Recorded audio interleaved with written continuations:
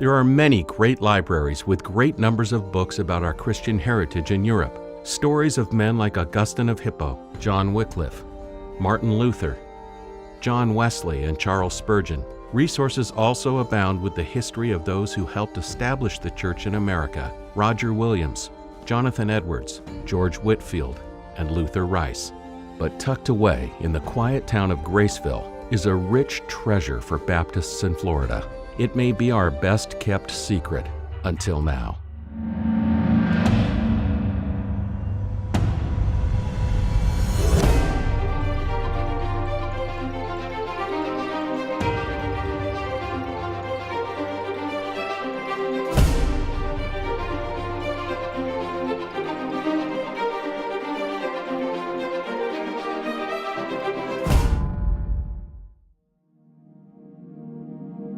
The Florida Baptist Historical Society was established in 1894 to collect and preserve the rich heritage of God at work in the state through Baptist pastors and laypeople. The collection is prolific, more than 2,000 biographies, as well as monographs, research papers, sermons, artifacts, photographs, and minutes of the Florida Baptist State Convention meetings as far back as 1860.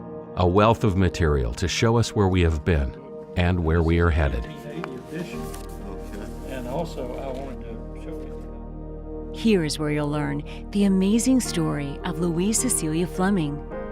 Born into slavery in 1862, just as the Civil War broke out, Louise became the first African-American woman to attend the Women's Medical College of Philadelphia. Armed with her degree in medicine, and now Dr. Fleming, she was commissioned to be a Baptist missionary to the Congo, modern-day Zaire. Contracting sleeping sickness after only 3 years, she returned to the U.S. to recuperate, but died at home in 1899.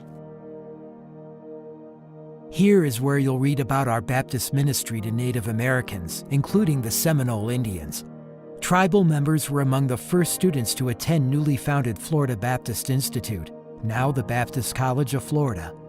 Of those new students, the first to enroll was former medicine man Josie Billy, who traveled around the state of Florida to preach the gospel. During World War II, 88 Southern Baptist missionaries were captured by the Japanese, including Florida's own Rufus Gray, born in Titusville. While on mission in the Philippines, Rufus, his wife Marion, and their 3-month-old son, Billy, were imprisoned by the Japanese in 1941.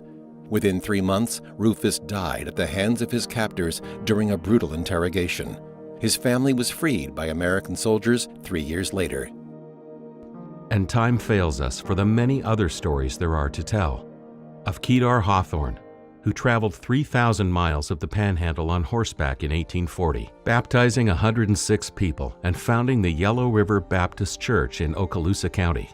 Of Sea Captain Charles Lewis, who left Connecticut for Key West and then proclaimed the gospel door to door and held a baptism service there on Christmas Day in 1842. The Florida Baptist Historical Society, a treasured resource for homeschoolers and public school or college students, pastors and lay leaders, and anyone interested in a great story. More than 200 years of Baptist men and women living out the gospel and creating your story, the story of God at work in the frontier known as Florida.